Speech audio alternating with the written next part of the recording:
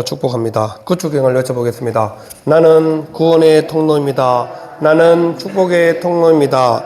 나는 행복의 통로입니다. 아멘. 이 세 가지 통로로 환관 지역에서 살아갈 수 있기를 바랍니다. 오늘 남성교회 헌신 특성인데, 특성을 못하겠다고 안 나오신 분이 계신 것 같아요. 그래서 우리 그래도 하나님 앞에 올려드리는 찬양을 하나님께서 귀하게 받으시니까 힘들어도 계속 하시길 바랍니다. 안 되면 안 된 만큼 하나님이 또 받으시니까 괜찮습니다. 못하면 못하는 대로, 또 잘하면 잘하는 대로 있는 모습 그대로를 하나님이 기뻐하시니까 어쨌든 그 자리를 안 떠나고 지키는 것이 제일 중요합니다. 어쨌든 감사를 드립니다. 이 기도는 매우 중요합니다. 영적 생활에 있어서 기도는 필수이죠. 기도한다는 것은 내가 의지하는 대상이 있음을 말해주고 있기 때문입니다. 예수님도 이 땅에서 사역하면서 끊임없이 기도하셨습니다. 오늘은 예수님의 중보 기도가 기록되어 있는 본문입니다. 예수님은 12제자를 선택하셨고 또 그들은 주님과 함께 친밀한 관계를 맺어 동거동락하며 그분의 말씀을 들었고 또 예수님 행하시는 일들을 직접 목격했습니다. 우리는 이들을 사도라고 부릅니다. 본문에 기록된 예수님의 기도는 이 사도들과 모든 하나님 나라의 백성을 향한 예수님의 열망을 잘 보여주고 있습니다. 오늘과 다음 주에 걸쳐서 우리가 예수님의 중보 기도에 대해서 함께 살펴보려고 합니다. 우리를 위해서 기도하시는 주님을 더욱더 의지하고 더욱 굳건한 믿음으로 살아갈 수 있는 저와 우리 모든 성도님들 될 수 있기를 바랍니다. 예수님은 이 자신을 위해서 기도하신 다음에 이제 오늘 본문 6절부터 19절까지 제자들을 위해서 예수님께서 기도하고 계십니다. 예수님께서 제자들을 이렇게 표현하는 것을 볼 수 있습니다. 6절에 보시면 세상 중에서 내게 주신 사람들, 예수님께서 선택하신 제자들을 예수님께서 기도하면서 하나님 앞에 그들을 부르기를 세상 중에서 내게 주신 사람들이라고 부릅니다. 예수님의 제자들은 예수님께서 기도하시고 열심히 택한 사람들이거든요. 근데 그 택한 사람들을 가리켜서 세상 중에서 하나님께서 내게 주신 사람들이라고 부른다는 거죠. 얼마나 귀한 사람들이면 세상 중에서 수많은 사람들 중에 하나님께서 내게 주신 사람들이라고 그렇게 부르면서 하나님 앞에 지금 기도를 하고 있는 것입니다. 그래서 그들에게 하나님 아버지 이름을 자신이 나타내었다고 고백하고 있습니다. 이 아버지의 이름을 나타냈다는 것은 아버지의 능력을 내가 제자들에게 보여주었다, 이런 의미입니다. 이름이 곧 능력이잖아요. 여러분, 하나님 그러면 늘 따라오르는 형용사가 뭐예요? 전지전능하신 하나님. 하나님 아버지 부르면 그냥 아무런 능력도 힘도 없는 하나님을 일컫는 것이 아니라 모든 것을 다 하시고 모든 것을 다 하실 수 있는 능력의 하나님을 떠올리시잖아요. 그것이 하나님의 이름에 포함되어 있기 때문에 그렇습니다. 그래서 아버지 이름을 제가 하나님께서 나에게 주신 사람들에게 다 나타내었다, 이렇게 고백하는 거죠. 그리고 제자들은 아버지의 말씀을 지켰다고 그렇게 요한은 기록하고 있습니다. 아버지의 말씀을 다 지킨 사람들.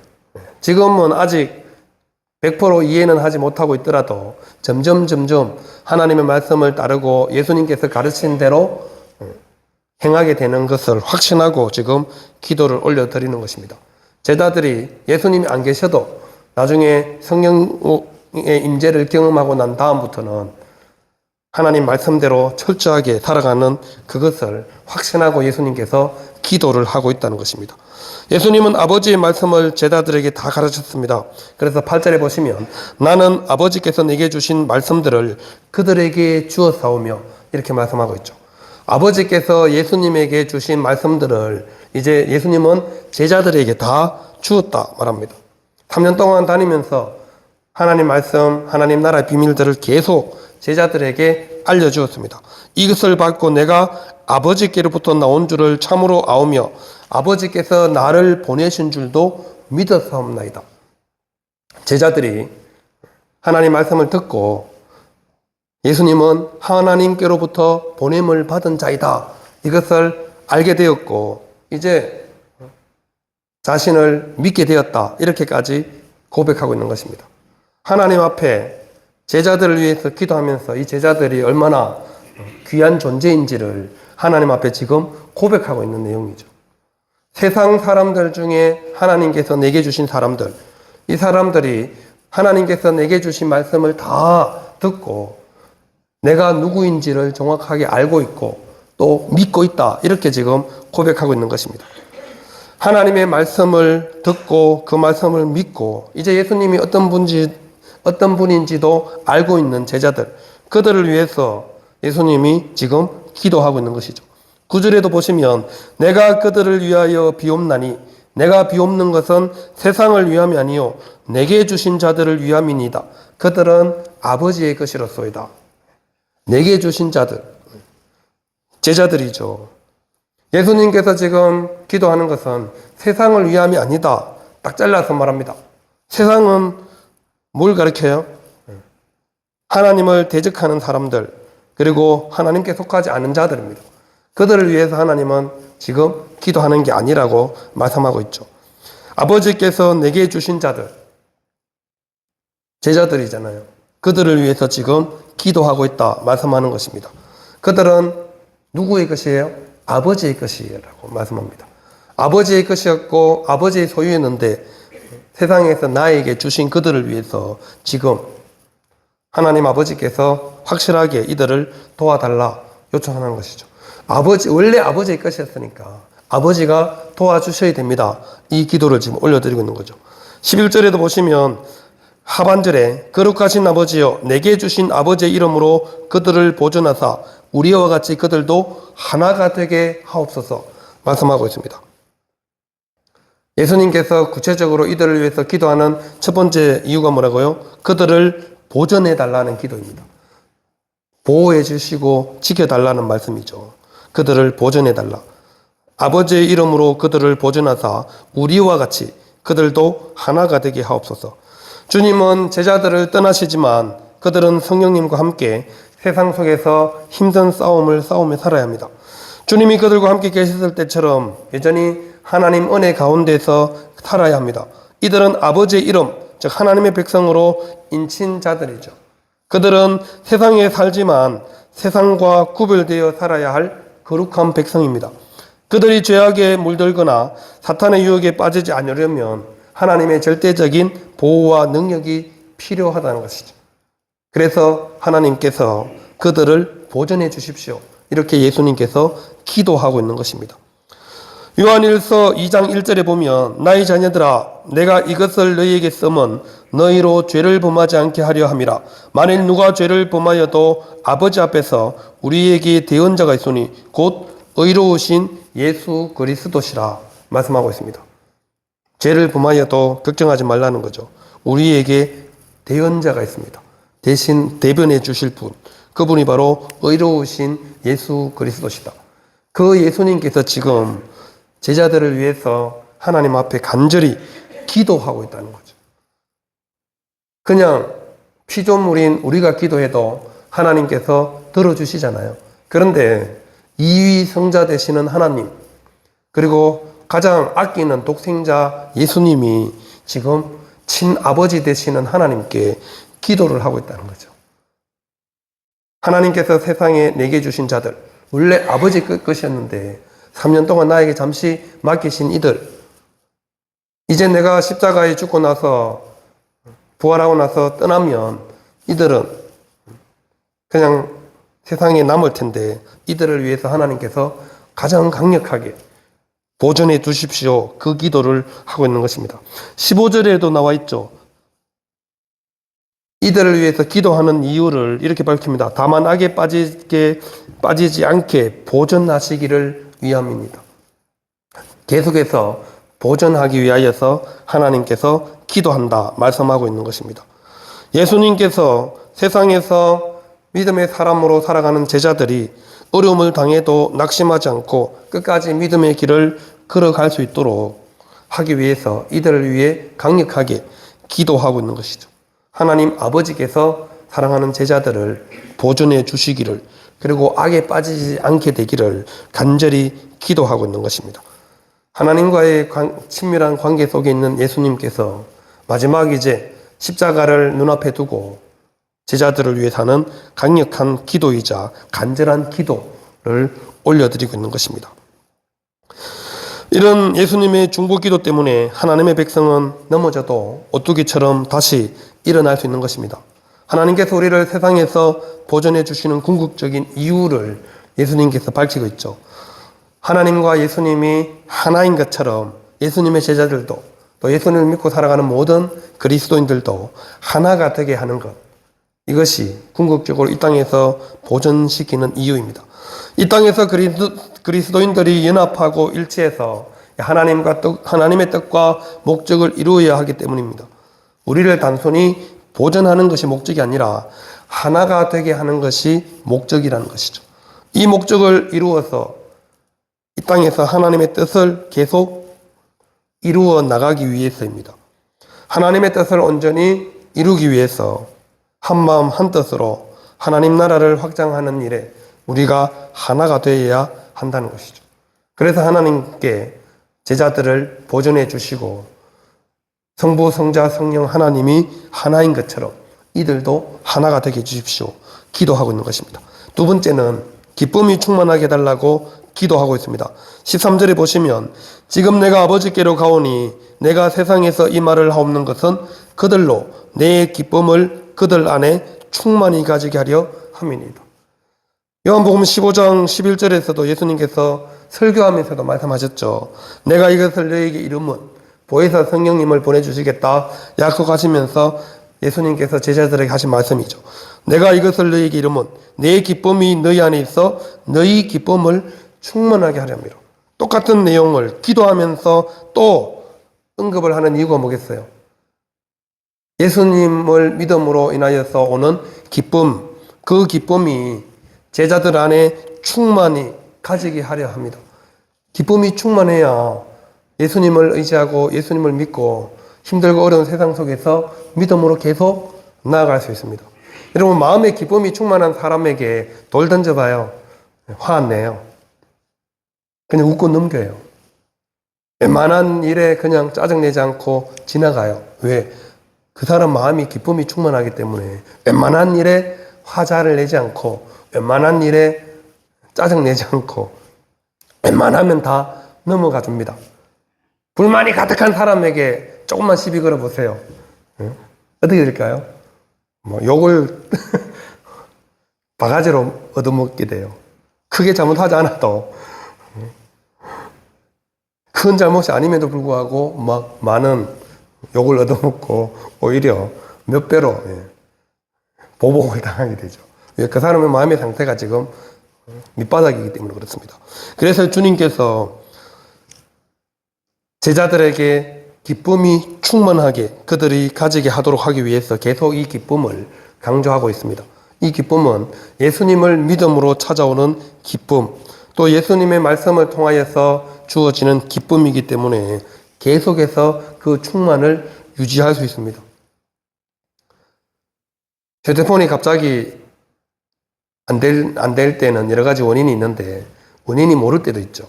근데 이 배터리가 다 되어서 안 될 때는 어떻게 해야 되죠? 충전해야죠, 충전. 그래서 이 배터리가 충만하게 풀로 100% 되면 잘 작동이 됩니다. 그와 마찬가지로 예수님께서 제자들을 위해서 그들 안에 기쁨이 충만하게, 제가 늘 말씀드렸죠. 이 충만은 그냥 조금 차 있는 상태가 아니라 흘러 넘치는 상태잖아요. 기쁨이 내 속에서 계속 흘러 넘치니까 그 기쁨이 자동적으로 누구에게도 전달돼요? 주위에 있는 사람들에게도 그 기쁨이 전달되는 것입니다. 이것이 예수님을 믿는 사람들이 이 땅을 살아가는 가장 강력한 무기입니다. 세상 사람들은 조건과 어떤 이유 때문에 잠시 기뻐하죠.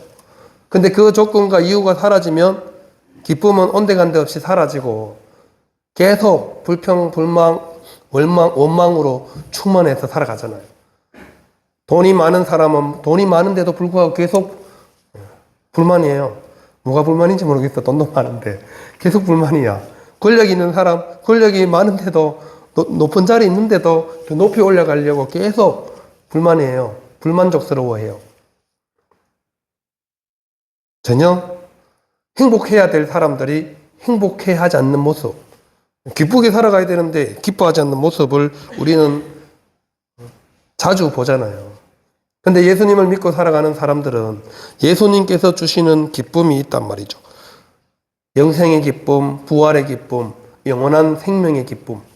그래서 예수님으로 인하여서 찾아오는 기쁨은 이 세상의 기쁨과는 비교할 수 없는 무한한 에너지를 계속해서 공급받고 있다는 것입니다. 이런 기쁨을 가지고 살아가는 사람들은 세상에서 어떤 환난이나 고통을 당해도 전혀 비굴해지지 않습니다. 금세 막 세상에 모든 것이 다 무너진 것처럼 그렇게 표정을 짓지 않는다는 거죠. 그래서 우리는 주님이 주시는 이 기쁨으로 충만해야 됩니다. 근데 이 기쁨을 주는, 제공을 해주는 근거가 뭐냐면 바로 하나님의 말씀이라는 겁니다. 기쁨의 원천이 하나님의 말씀입니다. 그래서 우리는 끊임없이 하나님의 말씀을 가까이 하고 열심히 읽고 묵상하고 그 말씀이 21세기를 살아가는 나에게 도대체 무슨 의미인지를 늘 되새김질 하셔야 한다는 거죠. 하나님 말씀을 계속해서 가까이, 그리고 더 열심히 살아있는 하나님의 말씀이 내 삶 속에서 강력하게 역사하시도록 그 말씀이 내 것이 되어야 합니다. 그냥 성경책 속에 가다 놓으면 그냥 성경책 속에 있는 말씀밖에 되지 않습니다. 나와는 아무 상관이 없는, 뭐 읽어야지 내게 되죠. 그냥 읽고 끝나면 또 내 것이 되지 않습니다. 그 말씀을 계속 곱씹어서 이 말씀이 나에게 왜 주어졌는지를 계속 하나님께 질문하고 물어보셔서 그 말씀을 통하여서 계속 내 속에 기쁨이 충만할 수 있도록 하셔야 합니다. 이것이 주님께서 제자들을 위해서 간절하게 기도하는 이유입니다. 내 기쁨을 그들 안에 충만히 가지게 하려 함이니다. 이 기쁨이 있어야 예수님이 떠난 뒤에도 제자들은 예수님의 모든 사역을 잘 감당할 수 있기 때문에. 여러분, 복음을 전하는 일이 쉬운 일이 아니잖아요. 여러분도 전도해봐서 알잖아요. 예수님이 떠나고 난 이후에 제자들, 사도들이 복음을 전할 때는 지금보다 훨씬 더 어려운 시대였잖아요. 황제 숭배 사상이 있는, 황제가 신인데 황제 말고 다른 신을 섬기라. 그래서 그 신만이 유일신이다. 전해야 되는데 쉽겠어요? 목숨을 걸고 해야 되는 일이잖아요. 그래서 그 일을 계속 하다가 어떻게 됐어요? 다 순교했잖아요. 순교. 목숨 걸고 복음을 전하고 결국 사도들은 다 한 명도 빠짐없이 배신해서 자기랑 가룟 유다 빼고는 다 순교를 했습니다. 예수님의 복음을 위해서. 그럼에도 불구하고 그들 중에 아무도 불평하거나 원망한 사람 아무도 없죠. 그 이유가 뭐겠어요? 예수님께서 주시는 기쁨이 충만하기 때문에 그렇습니다. 사도 바울, 우리가 잘 아는 우리 사도 바울 목사님은 감옥에서도 늘 교회를 향해서 기뻐하라고 강조하신 분이시잖아요. 기뻐할 수 없는 조건과 환경임에도 불구하고 여전히 기뻐하라고 말할 수 있는 근거가 뭐겠어요? 주님께서 주시는 기쁨이 그 사람에게 충만하기 때문에 그렇습니다. 그래서 이런 기쁨을 가지고 살아가는 사람들은 최악의 환경에서도 좌절하지 않으며 의욕을 가지고 사는 것은 물론이고 언제든지 가장 행복한 모습을 보인다는 겁니다. 우리가 그런 표정을 가지고 여러분들이 마을에서, 지역에서 살아가셔야 합니다. 그래야 사람들이 예수님 믿는 사람은 저런 표정을 짓고 저렇게 기쁘게 살아가는구나. 그렇게 알죠. 그래서 교회 나오고 싶어지도록 만들어야죠. 내가 맨날 죽을 상 하고 있는데 내보고 누가 교회 나오겠어요. 저 같아도 그 사람 따라 별로 나가고 싶지 않는데 어쩌나요? 맨날 죽을 상 하고 있는 그분 보고 그 사람 가서 예수님 믿으세요. 기쁨이 충만. 뭐라 그러겠어요? 당신부터 먼저 기쁨이 충만하고 난 다음부터 내가 좀 생각해 볼게. 그러지 않겠어요? 내가 기쁨이 늘 충만하고 얼굴에 늘 웃음이 가득하면 당연히 말 안 해도 사람들 압니다. 말하지 않아도 우리는 느낌이 있잖아요. 하나님께서 주신 이 정서적인 느낌은 굉장히 탁월해요. 때로는 사실보다 감이 더 정확할 때가 있잖아요. 그 하나님이 주신 느낌이거든요. 그래서 우리는 신앙생활은 내 안에 기쁨이 충만한 사람이 정말 신앙생활을 제대로 잘 감당하는 사람입니다. 교회에서 와서 뭐 열심히 일하고 뭐 헌금 열심히 하고 물론 그런 일도 해야죠. 하지만 더 중요한 것은 내 안에 예수님으로 인하여서 기쁨이 충만해서 다른 사람들에게 그 기쁨을 흘려보낼 수 있는 사람이 바로 예수님을 제대로 믿고 살아가는 사람입니다. 이 기쁨은 성령님을 통해서만 주어지는 것이기 때문에 인간의 힘으로는 이 기쁨을 가질 수가 없습니다. 그래서 이 기쁨을 주시도록 우리가 끊임없이 하나님께 기도하고 예수님을 늘 묵상하고 하나님의 말씀을 내 것으로 만드셔야 한다는 것이죠. 세 번째는 예수님께서 제자들을 위해서 진리로 거룩하게 하옵소서 기도하고 있습니다. 17절에 보시면 그들을 진리로 거룩하게 하옵소서. 아버지의 말씀은 진리입니다. 진리로 거룩하게 해달라. 그리고 아버지의 말씀은 진리다 라고 분명하게 선포하고 있는 것이죠. 예수님께서 제자들을 향해서 끊임없이 제자들에게 기도하는 이유는 그들이 이 땅에서 보존될 뿐만 아니라 또 기쁨이 충만하기를 바랄 뿐만 아니라 진리로 거룩하게 되기를 바랍니다. 이 거룩은 여러분 윤리적으로 바른 것이 아니라 하나님의 은혜로 말미암아 세상과 구별됨을 의미합니다. 하나님의 말씀으로 구별된 백성, 세상의 원리와 가치관을 가장 우선순위를 두고 살아가는 사람들이 아니라 하나님의 말씀, 진리가 가장 자신의 우선순위에 두고 살아가는 사람을 말씀하고 있는 것입니다. 그래서 하나님의 백성들이 가장 중요하게 여겨야 하는 것이 바로 이 거룩함입니다. 그래서 레위기 19장 2절에 보면 너는 이스라엘 자손의 온 회중에게 말하여 이르라 너희는 거룩하라 이는 나 여호와 너희 하나님이 거룩함이니라. 하나님께서 모세에게도 이스라엘 자손의 온 회중에게 너희는 거룩하라. 이 거룩함이 구별됨입니다. 다르게 살아야 된다는 말씀이죠.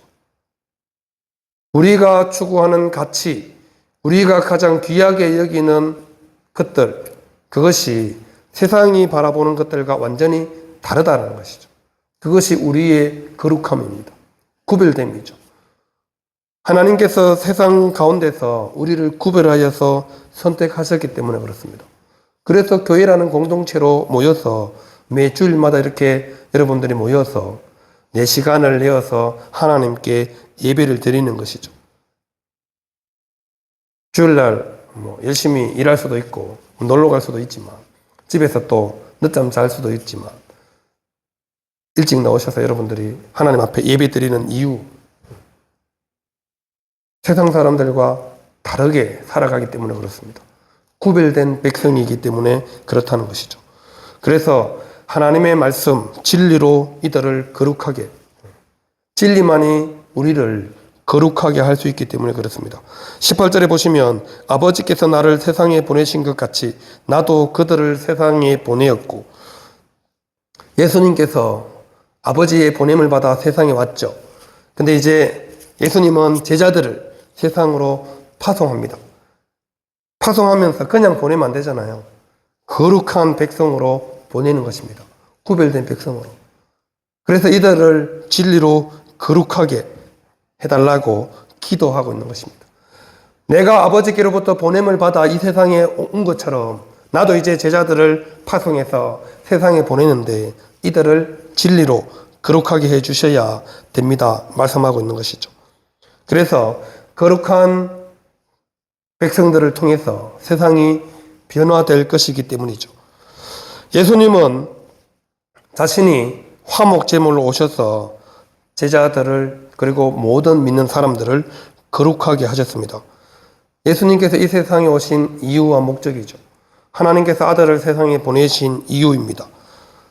그리고 이제 예수님께서 제자들을 세상에 보내신 것은 그 복음을 또 제자들을 통하여서 전하도록 하기 위함입니다. 예수님이 우리의 구원자이시며 영원한 생명의 주님이심을 알리도록 하기 위해서 제자들도 진리로 거룩하게 되어야 한다는 것이죠. 이것이 주님께서 제자들을 보내는 이유이고 오늘 저와 여러분들을 주님께서 선택한 이유입니다. 우리는 이 땅을 살아가는 동안 늘 진리로 거룩해져야 합니다. 예수님께서 자신을 화목제물로 드리심으로 거룩하게 되셨고 또 우리 모든 믿는 자들을 거룩하게 하셨습니다. 우리는 거룩한 모습으로 세상 속에서 그리스도인됨을 계속해서 나타내 보여줘야 합니다. 누구에게요? 예수님을 믿지 않는 사람들에게, 예수님을 알지 못하는 사람들에게. 그래서 우리가 구별된 백성으로 살아갈 때 우리를 통해서 예수님이 증거되는 것이죠. 복음이 계속해서 전해지게 되는 것입니다. 이 일을 위해서 예수님께서 지금 제자들을 위해 중보 기도를 하고 있는 것입니다. 예수님의 중보 기도가 헛되지 않도록 우리가 더욱 예수님을 믿어야 합니다. 또 예수님을 의지하며 복음을 전해야 합니다. 세상에서 구별된 하나님의 사람으로 말씀에 순종하며 살아야 합니다. 예수님의 중보 기도는 오늘도 유효합니다. 유효기간이 없습니다. 예수님의 중보 기도는 계속해서 우리에게 유효하다는 사실을 꼭 기억하시고 우리의 믿음의 성도들이 이 땅에서 예수님의 제자로 거룩한 백성으로 살아갈 수 있기를 바랍니다. 기도하겠습니다.